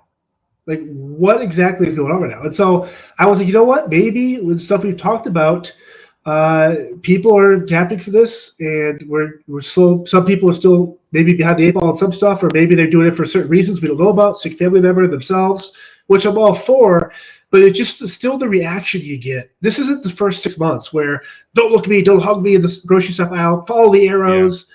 This is 2.5 years later, and you're still talking to me like I'm a piece of shit.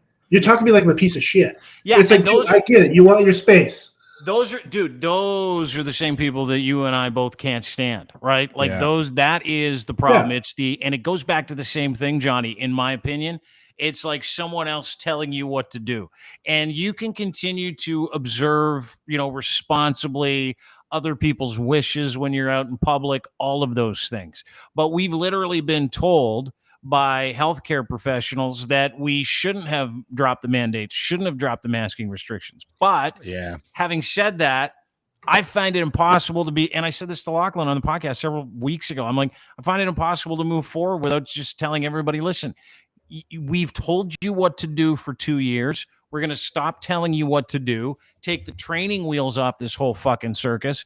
Now go forward and do what you got to do, because it's fucking here. And you're not going to be able to do anything about it, right? You just have to do what you have to do for your family. But you still have certain people that want to stick their entire fucking face in your area. And that's the thing that we fight against. It's the same thing with theocracy, where they're saying, hey, you need to be governed like this. Same thing with J6. We're going to take over your government. It applies to both sides, but nobody looks at it from both sides. We just look at the rhetoric and we go, well, I identify with that, so that emotionally is where I'm going to sit, or I identify with this, so those are the people I'm going to fight for, and we're all going to fight against these groups. And literally, like civil war trends, and I know it's on Twitter. Sorry, Johnny, I know you hate Twitter, but it trends on Twitter every day. And is that something you're worried about? Because we see the division up here in a microcosm of what's going on down there. You got 80 million people down there. They're like, yeah, fuck, we're ready to go. We don't care. Like, are you concerned about that division down there? And then you combine it with the cult-like status of Trump and all the shit that's going on around him, and the threats to the FBI, the environment that you consume down there, being a former Secret Service agent. Do you go, fuck, maybe we're in a different time now? Maybe we should start thinking about this? No, 100%. It's one of the stories. So we're doing a show, and this woman flagged me down. We sold out the Videodrome Center, whatever the place in Montreal. 8,000 people sold out the arena. And there's a woman on the floor flags me down. She goes, "Hey, these people around me are getting too close. Like, I don't want to get. I don't want to get, like, I need my personal space." And it took me. Mind you, the floor is sold out, like 4,000 people on the floor. Like, it's nut to button there. And the woman, I go to the woman, I bite my tongue. I want to say, bitch, you are on a floor right now with people moshing and go crowd surfing at a concert you paid for. No one forced you at gunpoint. And if they did, let's deal with that situation first. Mm-hmm. And so I was like, what? She was, well, I'm just so used to it. This is my first show back since all the mandates. I go, well, it's great you're out here. Like, I can put you somewhere else, maybe like a killed seat, or like maybe stand over here on the side. You kind of wait for people. She goes, then I won't see the show. Then I go, what do you want? Then what do you want, lady? I'm trying to work with you here and work and adapt with you. And I do that for anyone before COVID. And it's just, when you mix that in with the volatile people that on the sides that want to push you for their agenda, I'm surprised like an all-out war never actually. I'm not saying like an actual war, but like a civil war idea where it's like people just had enough. Saying fuck this. Like, you look at Belize or some of these other countries where they're going at each other, just crazy. Like, governments are collapsing. People are fighting, going to the streets. Hundreds of thousands of people, and we're lucky when we get 500,000 people in a major city that's been advertised for 2 months, where these people literally go to the streets every day to fight for what they believe in, whether it's right or wrong. It's like, where are we heading where we have to take a step back and be like, every side, let's take the step forward together.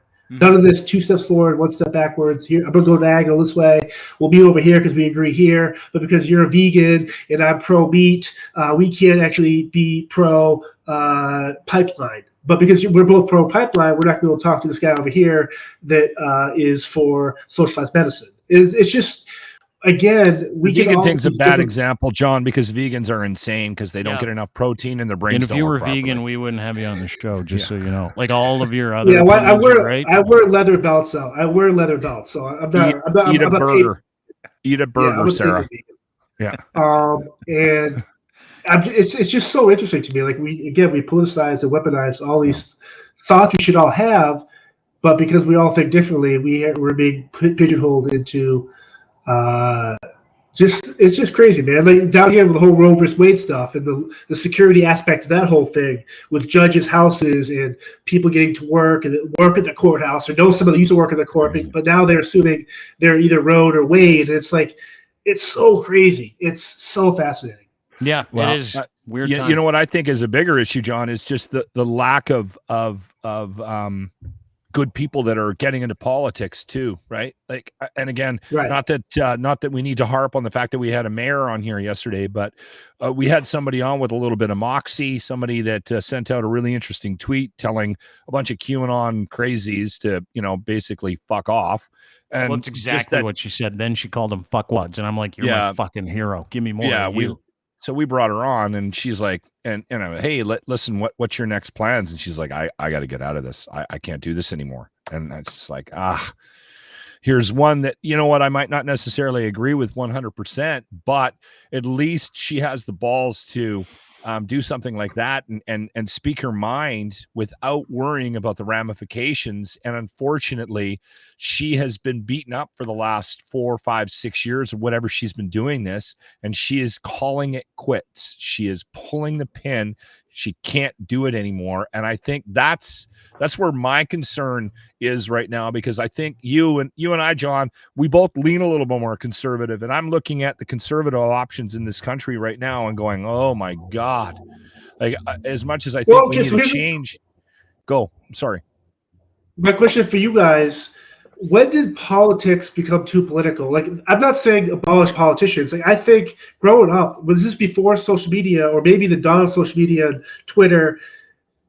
Like, where were we? The politicians do serve a purpose, and I think there are politicians out there, the ones that want to be or still are, that actually do have the best interest of their people, whether political lines or whatever. They care about the citizens.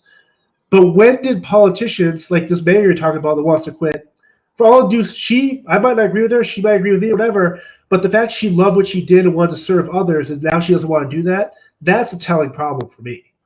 Like, at what point can politicians who maybe might, again, think differently, but actually have the best interests of people in hand, and they're afraid to do their jobs now because they're going to have a Twitter gang attack them, or people protest outside their house? It's like, at what point in your lives specifically did you realize that politicians are the idea of a politician just got sent to the wayside? Oh, you know what? Yeah. I've had several conversations. We've had it on this show. It is, I bet you 10% of the people in politics on both sides of the border are in it to serve the republic, in it to serve the citizens, in it to do these altruistic things that they think that they could do by saying, hey, listen, I'm going to represent my constituents. It is my pleasure to serve at your disposal. We don't have this. We've got the same selfish politicians you have in the United States, where it's like, no, I'm going to side with my tribe. I'm going to drive this forward for my tribe, regardless of what my tribe is saying. I mean, the GOP is just another example of that. Conservative Party here is another example of that. Democrats are an example of that. Liberals are an example of that. Is I'm gonna leave my personal identity behind, and I'm going to adopt the identity of a literal, like, power center. It's a business power center. That's all these political parties are. That's all they are. And so I would challenge that in the sense that I think the vast majority of people who get into public life do it because there's all kinds of shit in it for them, like a pension that's in the neighborhood of $250,000 a year, and an expense account, and rides to work, and, you know, having security detail, feeling real important because Johnny Guarnieri standing behind you with a 357 Magnum, encouraging someone to make his day. You know, like, there are people that get into politics for the right reasons. We don't have those people right now. We have people that are, like, in it for the ideology, in it for their culture, not in it for the people that they serve. And that is a fucking major problem on both sides of the border. It's terrifying. You know what I mean? I agree. Yeah, that's how I feel. Anyway, dude, listen, I fucking love having you on. This has been an awesome conversation. And if you haven't been to the Silver Spear store, he's almost sold out. You want a guy that moves merch? My boy Johnny here moves merch. He's got these cool camping mugs, Halloween camping mugs. You've got, like, legitimate stuff. Where can people go and find it and buy it? And where can we find your podcast? So I'm on Spotify, Pandora, Amazon, Stitcher. I just put myself on that one for the new streaming company in India. Which is interesting because it's culturally. So I've actually started gearing guests from India now. That it just is gonna be awesome. But so I'm all on the streaming services. YouTube is my big puppy there. Just type in Spear Talk, and it's the other thing. I started off as just kind of a brief thing where I started the pandemic. I want to keep talking to people. I want to learn. I want to research. I don't want to lose sight of the human spirit. So I would talk to my friends in different backgrounds, military, martial arts, and stuff like that. And now it's expanded to authors. Just crazy stuff. It's every episode's a little bit different. Some of my best talks are people with different viewing opinions of me. I've had amazing talks with atheists. I've had amazing talks with people that are anti-gun or pro-Second Amendment. And so we have these really cool hour-long talks about anything from conservation to UFOs to cryptozoology to acting to mental health to PTSD to all this stuff. And it's a cool little thing where there's no politics. It's just basically meeting in the middle and trying to be the best human we can be for each other. So that's everywhere. Just go to Spear Talk, type in, it'll pop up on Twitter, Instagram, Facebook, YouTube, everywhere. I know we're signing off with you, but one quick question, because I think that Trump took a box of alien stuff down to his Florida golf course. Do you think he did? There was a box of alien shit in there, right? Like a cadaver. It was actually like a dead alien hand. It was the gasket to a UFO that fell off over Roswell. That they're going to work with Elon Musk to get really efficient batteries, really efficient green energy batteries that we could actually throw in the dirt piles so they'll disintegrate. Listen, every time you do an alien the spirit talk, I'm in with both feet. So don't tease me like that. Don't tease me like that, John. We'll have to. I have a couple of guests that are coming on my end, but I'll bring them on yours. I think it'd be a good cross promotion. Basically, the UFO stuff. Some people I've been really trying to get to. Like the fire in the sky guy that was actually sucked into a UFO. So, and someone asked what cryptozoology is. Cryptozoology is the study of like the Bigfoot, Loch Ness Monster, all things paranormal. So I actually have those experts on that. I ask the same questions you do. If Bigfoot existed, why isn't there a fucking Bigfoot body somewhere? Or so I ask the questions from very layman terms of all that stuff, or at least a Bigfoot shit. Or at least like a big mound of Bigfoot scat somewhere, because they don't shit where they eat. They're not going to take a dump in the cave, John. No, imagine if jeez. I mean, that'd be crazy. Imagine if they're just sitting down there looking at a cave and I'm looking down and that's going, these bitches are talking about monkeypox. And here we are just fucking doing s'mores up here with alien brothers and sisters up at the taking the very big Bigfoot dumps in the woods. By the way, I'd love to see a Bigfoot dump. Can you imagine? Too. Yeah. I thought I had an experience today where I looked down and I thought to myself, the human colon is an amazing organ. I did. Can you imagine like wondering how big Bigfoot's colon was when you look like what happens, John, when you don't have a heart out? That's right. Yeah, I told you. Well, here's it's like the questions I always want to ask. I really can't because it's like horrify these people. They've spent their whole life and career writing about this stuff. Let's just say I'm Stephen Greer. Let's just say I'm a cryptozoologist. What question do you want to ask me that you're like I can't ask you that question? Well, my biggest thing is that image is always when the alien bodies are studying on, like, what's the cock look like? What does that UFO, like, what does that alien creature, like, what's his second organ look like? Does he have one? Like, I'm curious about. I want to know about the balls too. Like, not even the dick. Let's see some alien nuts. Let's see what those babies look like. Do they hang low? Do they wobble to and fro? Can you tie them in a knot? Can you tie them in a bow? Can you literally throw them over your alien shoulder like a continental alien soldier? Do your balls hang low? That's what I want to know. So if you have the answer to that, because I know you know stuff that you can't say. I know I know it. Like, we've had you on here to talk about UFOs and aliens before because you were with Obama for like 8 years. And I'm like, tell me more. And you're like, let's change the subject. Well, I think the big thing with the alien stuff is the technology associated with it and what's been released or not in terms of how we're moving forward. They got laser guns? They got laser guns, John? Yeah, laser guns on their tits.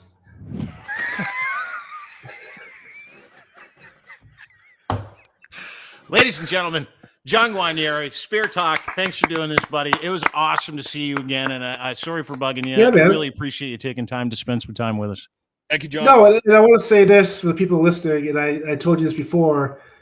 I love what you're doing with the DDBO Network, and I know you got other stuff in the store, but I want to say, like, I'm super appreciative of everyone there, from the Nerdcast to the Travel with Java to the Nerd Show. Everything associated with you guys is so cool. You let people have their opinions and their views and have a good time. And the fact you harbor a really conducive environment to do that, where no one ever feels out of place, and you're super supportive. And honestly, I can't thank you enough, Dean, and Lachlan, Ryan, everyone up there. It's rad, and I'm super fortunate to be part of your organization. Wow, so are we, dude. Awesome. We're lucky to know you, have you, learn from you, converse with you about normal things that normal people seem to not be able to do today. Before you go, someone commented Monster Squad. One of my big guests for October, and I do 2 episodes each week because it's all Halloween related. I have the main actor from Monster Squad, Andrew Gower, on the podcast for an hour and a half, talking about the legacy of Monster Squad and working with Shane Black, and it's super rad. So it's fine. I saw that Wolfman's Got Darts comment. So, but yeah, thank you guys both. Anytime you need me, if I can do it, I'm going to do it. So count on me. Andre Gower, he's huge, dude. I can't wait to see that episode. When is it in October? If you're doing a whole month of like Halloween shows? So every week and Halloween. So right now I have 9 episodes recorded, ready to go. All Halloween actors, a couple authors. I got this really big ghost hunter guest who's coming on. So like last year, the whole month of October is geared towards Halloween, which I love. And so yeah, we'll just talk from different actors and people, different backgrounds, whether it's witchcraft to vampirism, and just people you all know, actors and stuff. They've been same guys who play Jason, Michael Myers. So it'll be good. Good, man. Can't wait. Silver Spear, the name of the podcast. YouTube is the best place to get it. You can also subscribe to his podcast anywhere you get your audio podcast. Silver Spear, Spear Talk. That is where you can get your stuff. Thanks, buddy. Great to see you. All the best. So glad to see that you're well, and always great to have you on the show and shoot the shit with you. Thanks for doing this. No, thank you, and thank your followers and listeners that are always asking good questions. This is like the first time it's so tough because some of the comments are super witty. Yeah. Like there's just so many references to stuff I'm not even sure they're talking about. But again, I saw the Monster Squad one, so I had to chirp in there. But everybody's into the Monster Squad. Awesome. Yeah, our comment section's pretty live, dude. Like they speak their mind, and sometimes you get the odd person in there saying Russian babes half price. Like, but generally speaking, everybody in here is real cool, and the engagement's incredible. Like it blows me away. So no, it's great. Well, they're half price because they're midgets, so that's why. Talk to you soon, buddy. Take care. Talk to you later. Thank you. All right, man. John Guanieri, former Secret Service agent to Barack Obama. Spear Talk is the name of his podcast. It is outstanding. He is a wonderful guy. We come at things very differently. He's more like you. There you go. Yeah, there's the Spear Talk thing right there. Yeah, I just subscribed. He's got almost 15,000 subscribers to his YouTube page. Oh, he's a big deal. Yeah. He's a big deal. He interviewed Flash Gordan last year too. I'm like, fuck, I'm watching that. Flash. Da-da-da, yeah. Flash. Hey, yeah. I want to read you an exchange I had on social media. This can't be good. I'm not going to give the guy's name. That's why I don't want you to post it, because I sent you a picture, because we didn't scrub the guy's name from the picture that I sent you. You were telling me to read this on the pod today. Yeah, I remember this. Yeah. And again, on social media, when I get a friend request, if it doesn't look like somebody, if it doesn't look like illegit, like it doesn't look like a bot or a weird sex page or something like that, I will friend you.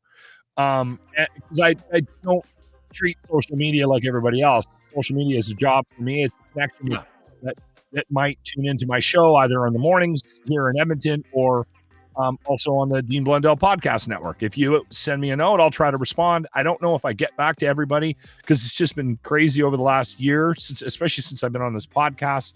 So I do apologize if I didn't get back to you, but I do try. Mm-hmm. So this guy, he sent me a friend request, and I agreed, and I said yes. And then it was shortly after that, because I recognized the name, because I didn't know who the guy was, but his name stood out. He goes, "Hey, Lachlan, can I ask you a question?" And so I responded with, "Yes. I have been sharing messages with people that have brought me closer to Jesus Christ. Would you like to hear one of those?" I said, "No." "Okay, that's totally fine. Who do you know who could use this message?" And I said, "Nobody. Religion is a plague on mankind, and the more people that figure that out, the better." What did he say back? I haven't got a response yet. I will keep you posted, though. This is going to be an ongoing situation, I think. She's fluid. Nobody. It's a fucking plague. Yeah. Next question. Who just comes out like that and says, "I'd love to share with you some things that have brought me closer to an individual who is largely invisible. He's the Son of Man, and it could do something for you, Lachlan. I have no idea where you're at in your life, nor do I know if you're a happy individual or if you have a belief system, but my God, let me insert this into your timeline just in case you've been going, you know what my soul could use? A good saving." Yeah. That's what it could use. Yeah. Well, like, do these people think that someone's just standing there going, waiting? My inbox isn't full of anybody's trying to save my soul, and that's what I'm really looking for. Is that what they think? Do you think? I think there's pressure put on people in certain religious organizations to reach out and to grow the flock. I think that's what this is. And grow the flock. Yeah. I told you about the JWs coming to my door years ago. And whenever I move into a new place, we always get a visit, right? And then it's usually one visit. And then if I catch them, if my wife catches them, they usually come back because she's nice. But if I catch them, it's usually we're one and done.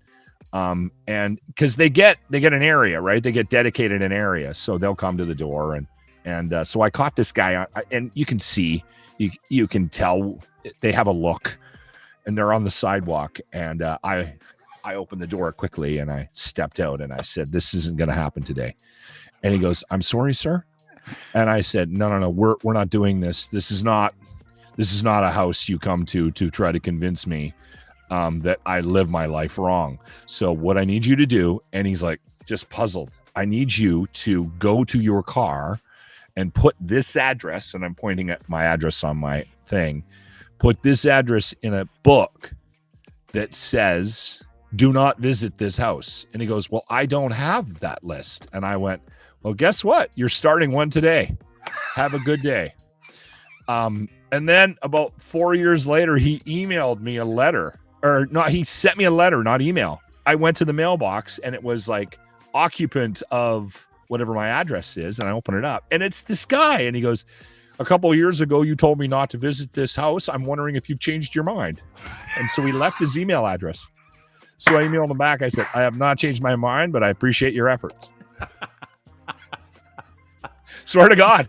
I wonder if you changed your mind on your entire life belief system enough that you want me to come to your house, even though I don't know you, so I can save your life and bring you into this church with me so that we can get more money. Is that okay? Yeah. No, I'm not changing my mind. It's fucking wild, dude. Did you see, speaking of religious bullshit, did you see that, the fake trucker church, the Tupac church in Ottawa? Yeah. See what happened there today? Well, starting last night, went into today. Okay, well, I saw you guys covering it on the webpage, but I didn't really get a chance to look at it deeply. Oh, it's a beauty, dude. Quote, "Those losers at the fake trucker church in Ottawa just got evicted because they're culty shitbirds with no money." I love our headlines. Well, I don't like writing news headlines. I'm not a big fan of the newsy shit because those guys have fucked it up for everybody else, mainstream media. But it happened. See this guy, William Comer? Sad little prick today. This is the director. He was evicted along with, 10 to 13 other huge fucking losers who said they bought this church called St. Brigid's, which is in the background here. You can kind of see it, beautiful. Painted all the doors red and called it an embassy for conversation, said it had nothing to do with the convoy. You see that Jeep in the background, top right, that's covered in Trudeau shit? And praise be to Jesus, like all that shit. This is the fake trucker church. These are the same convoy losers that lost in February that decided they're going to fucking buy this old, beautiful Catholic church called St. Brigid's downtown Ottawa or something like that. $6 million. Yeah. So part of that agreement apparently was that they would have to pay rent until they closed the deal. Now, rent was in the neighborhood of $3,000 to $4,000 a month. Mm-hmm. Not only did they not pay a dime of that rent, they also did not get insurance, which was part of the conditions for the purchase.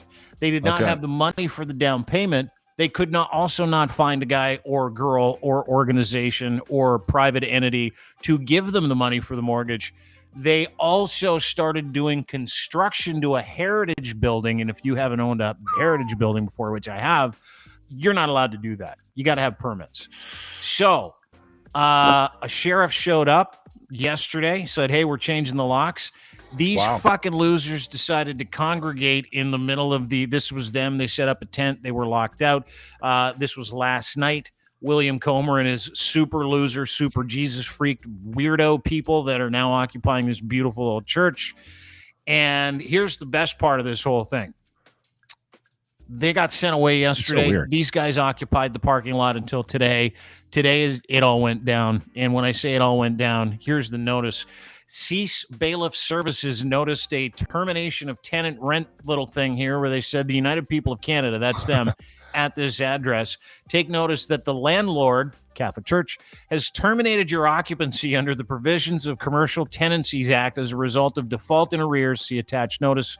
They lock the premises doors. The locks to the premises doors are changed. Entry to the premises for any purpose can be arranged through cease bailiff services.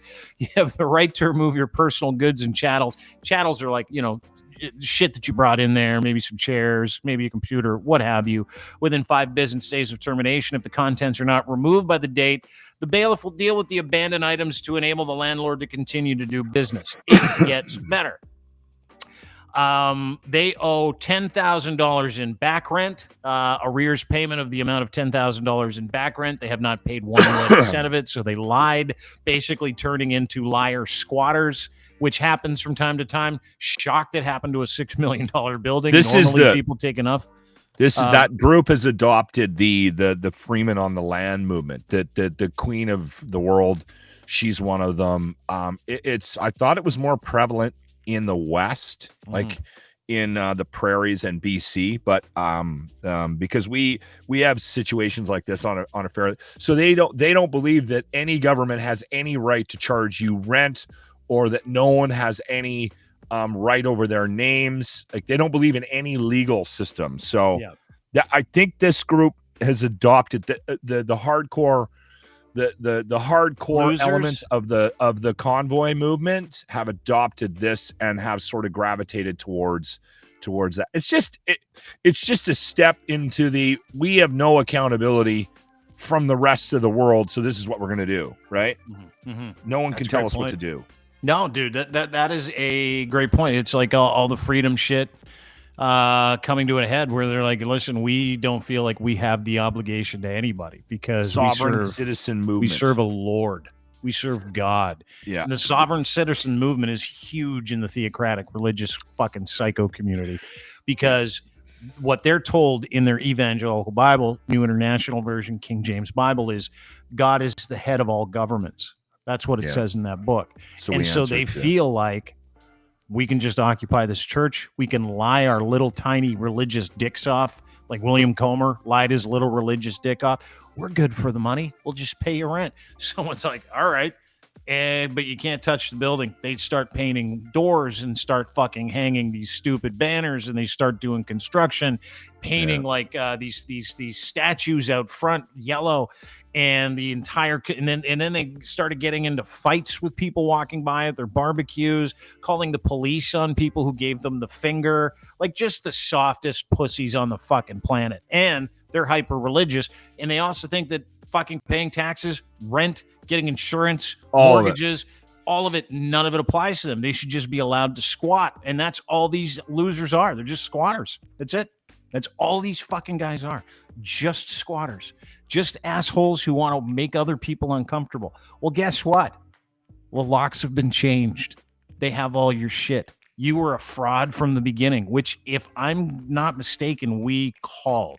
Believe we said this. They'll never meet their nut. They're never going to be able to afford it. These guys are terrible fucking planners. They're just idiots. Just pure, unadulterated fucking morons. I love how you just threw in their terrible planners. That's true. It's interesting. I met a guy and he tried to talk me into it. We did this thing called the Great Pumpkin Smash years ago when I was on the Bear. I told you about some of the things that we did. We dropped pumpkins out of planes. We did like 30 days of pumpkin smashes leading up to, just to roll a funny video. And we went out into the middle of nowhere here in Alberta. A guy called up and he said, I was looking for a high caliber gun, and I wanted to fire one, fire a pumpkin, like blow up a pumpkin with this high caliber gun. And he's like, yeah, I can help you with that. So we go out to this guy's farm, or what, I don't know compound, I don't know what you want to call it, but it was creepy. And he loads up, we take about 100 paces, we put this huge pumpkin, and he goes, we need to fill it with water so it blows up more like a head. I'm like, so we go back and he lets me shoot this thing, shows me how to shoot it, and it's a fucking monster gun, man. It's like a sniper gun. And we blew it up, and we had cameras all around it. I should go back. I should see if Jimmy can help me dig up that footage from the Great Pumpkin Smash. We also duct taped Jimmy to the back of my F-150, and then we hit like 80K and had him drop a pumpkin. That got us into trouble. But anyway, this guy was one of the freemen of the lands, and just to hear them talk about like they don't believe in any laws. Nobody has any say over how they don't pay taxes. They don't pay property taxes. Nope. And they fight everything. Utilities. They don't pay utilities. They spend their entire existence fighting all forms of any kind of societal norms, right? Anything accountable. Yeah. Anything that's accountable. Didn't have insurance on his vehicle. No. Nothing. And also had a highly illegal gun that we used for a video for entertainment. Yeah, you should have seen the bullets. They were like this fucking long, man.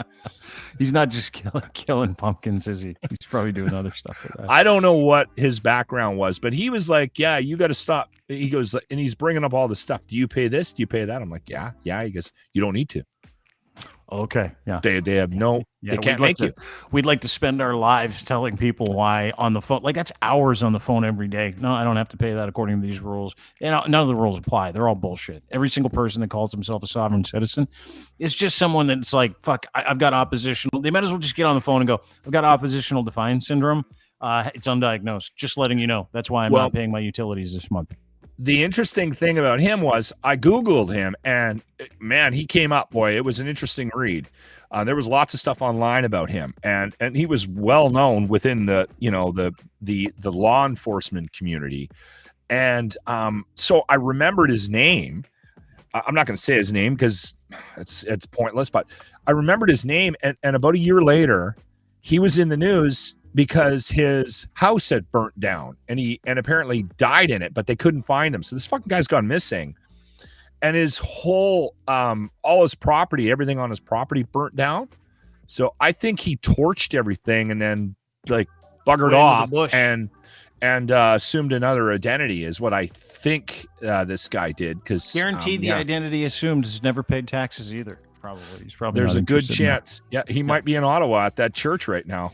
Sitting out there having a barbecue. Speaking of that church, they released a statement moments ago. Do you want me to read it to you? It's fucking hilarious. I need to hear this. This is addressed to those concerned about human rights being respected. You didn't pay your fucking rent, you idiots. It is our understanding that there was an attempt by property owners this evening to unlawfully evict the United People of Canada from the embassy. It's a fucking church. You didn't pay your rent on it, you dummies.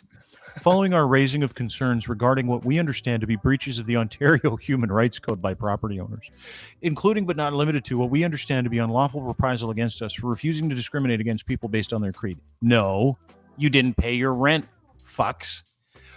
We asked the property owners to comply with the Ontario Human Rights Code in their dealings with the Ontario people of Canada. It's our understanding that instead of complying with the Ontario Human Rights Code, the property owners decided to take unlawful reprisal action against the United People of Canada in contravention of Section 8 of the Ontario Human Rights Code by an attempt to unlawfully evict the United People of Canada from the embassy. You didn't pay your rent, fucks. We called the Ottawa police, who quickly came to our aid. What a joke. An unlawful eviction did not take place. It sure did today. You fuckers are out. The United People of Canada have been and remain to be lawfully occupying the embassy. We're currently awaiting the results of the Ontario police investigation, and it's our understanding that the charges may be laid against the property owners and their agents. I spoke with someone earlier. That is not happening at all. This is all made up. All of this is made up. That's what they do. Yeah. Our private prosecution team is on standby. They don't have one. Have you seen homeless people they call fucking security? It's hilarious. They have no private security. Our private prosecution team's on standby and prepared to take appropriate legal action if necessary to ensure the rule of law is upheld. Oh, now they're interested in the rule of law, these freemen. Now they're interested in it. If the Ottawa Police Service is unable or unwilling to enforce the Trespass to Property Act and the Criminal Code of Canada within what respect we understand these offenses to be committed against the United People of Canada this evening by the property owners and their agents, we understand these to be hate-motivated offenses. Hate-motivated.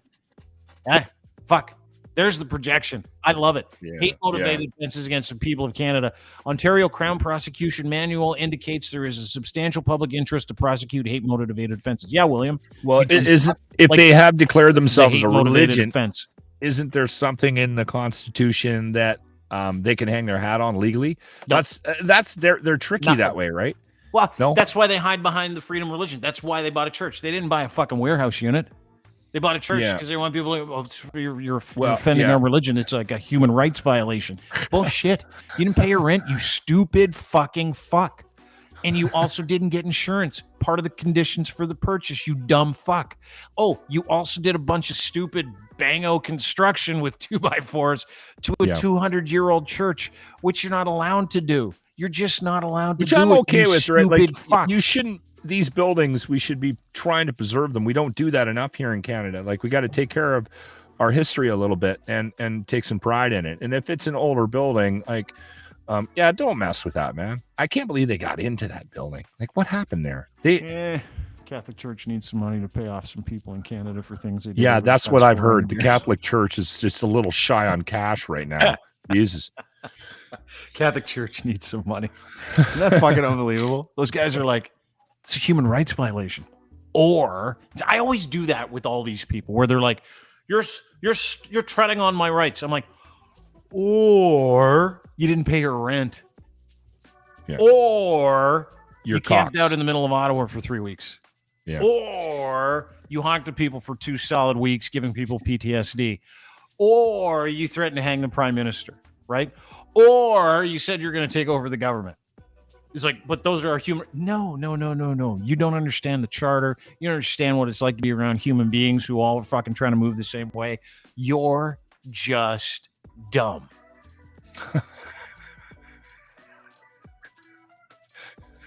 Right? There we came to a... you and I both know that. We came to a conclusion today. Yeah. You're a bunch of fucking idiots. You might be dumb. Awesome. And it's shit-eating season, too. Like, watching everybody go down now without fucking reservation. Eat the shit, guys. It's good for you. You tried to shit on us. Now you're eating the shit. And I hope it tastes awesome. Nom, nom, nom, nom, nom, nom, nom. Nom, nom, nom, nom, nom, nom, nom. Eat shit. I don't care. It's the best. Please all right, brother. Charges today, too. Just to let you know. They laid some charges. I can't wait to see what they are. Anyway, thanks for doing this, dude. Appreciate it. Yeah. That was fun. Are we doing a show tomorrow? Yeah. We've got Max Fawcett and Andy Lee is back tomorrow. I'll let you. Oh shit, Andy Lee's back. Mm-hmm. With Max. With Max. Okay. Should I be involved in that one? I don't know. Yeah. Okay. All right. Why? Do you have something you got to do? I'm sensing that you may. Well. No, I don't have anything to do tomorrow. I'm feeling rough. This cold is just kicking the shit out of me. All right. And basically I've just been drugged on complete Buckleys all week. Dude, you've been great this week.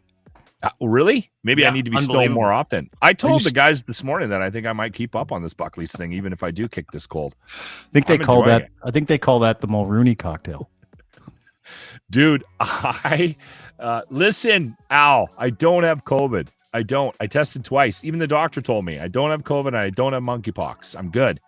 No, I've been taking this Buckley's Complete. It was the only thing that was in this. There's a real shortage of cold medicine.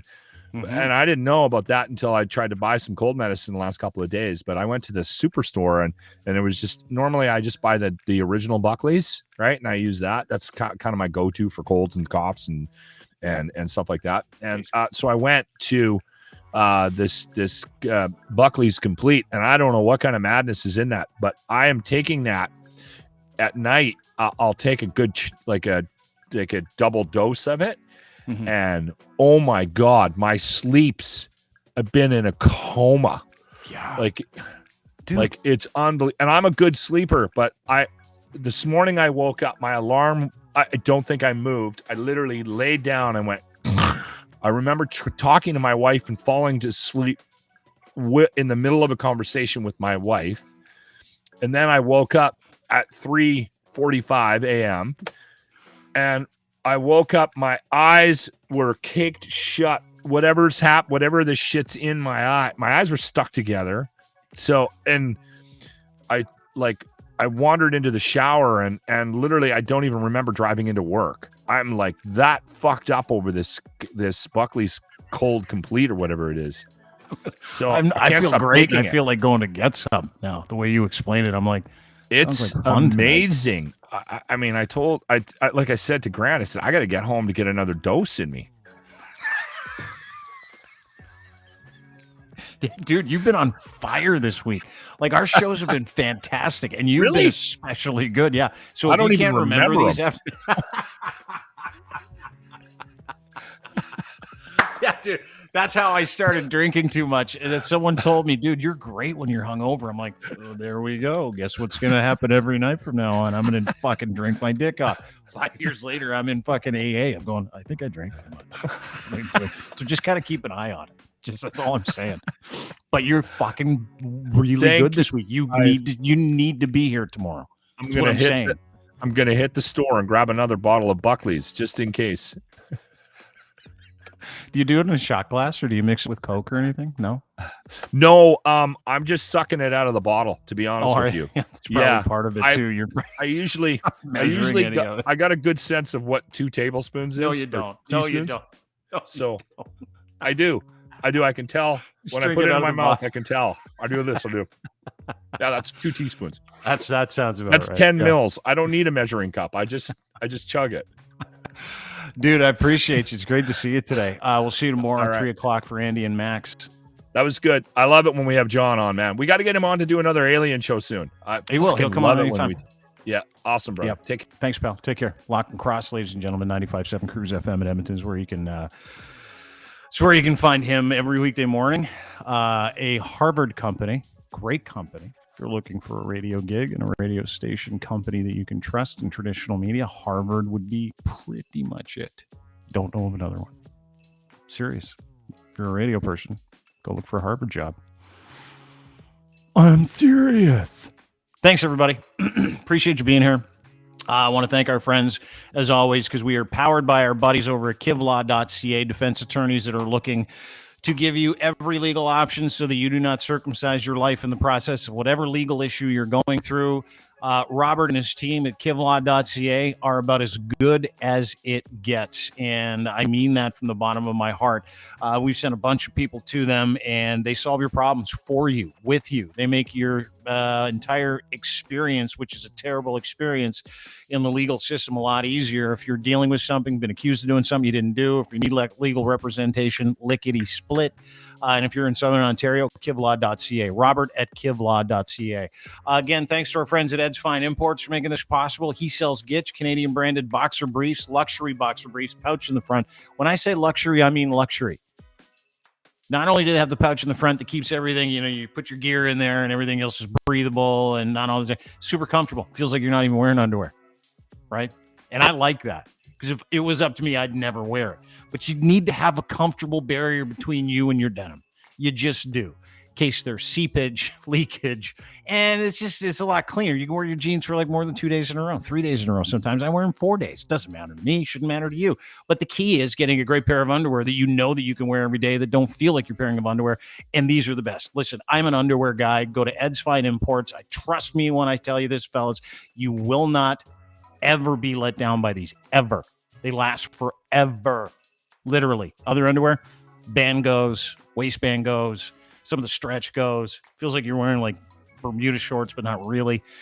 These are incredible. They're made and durable. They're made with Canadians in mind. Canadian-made company. Go to Ed's Fine Imports. His Gitch, GITCH. 3 is your promo code. Enter it when you check out. Order 3, you get another one for free. Huge online store. Clothing for men and boys, including John Barbados, 34 Heritage jeans. They got a ton of stuff. Go and check them out today, edsfineimports.com. And Easy Auto Financial helping you get into a car.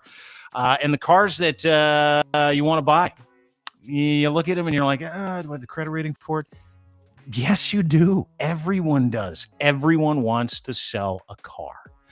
And these guys know how to get everybody financing. Super simple. You do not want to pay for your financing. It's a mug's game out there when it comes to financing. These guys will take care of everything for you, from the forms to fill out to the paperwork to the financing, and then they send you to get the car you want at the dealership that you want to buy it from. Again, easyautofinancial.ca. Check them out today. Have a great day, everybody. We'll see you tomorrow on this very show. Max Fawcett from the National Observer joins us, and Andy Lee joins us as well. She was on a couple weeks ago. Lit the world on fire. She's agreed to come back. Max and her want to talk. We'll facilitate that right here tomorrow. So join us then, 3 o'clock. We'll see you guys. Bye.